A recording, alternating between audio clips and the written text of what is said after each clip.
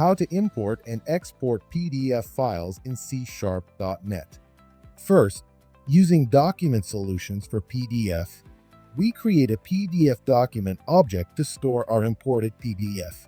Then, we use the built-in file.openRead method to set our imported PDF to a placeholder variable.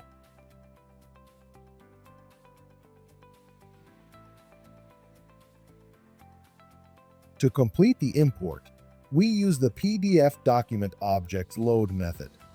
To export, various built-in formats are available, each with a unique save method, as shown here.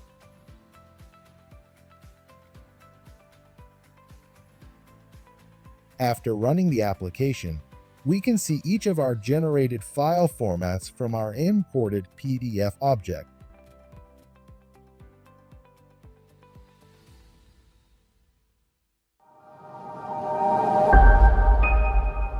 Download a free trial of Document Solutions for PDF today at developer.meshiest.com.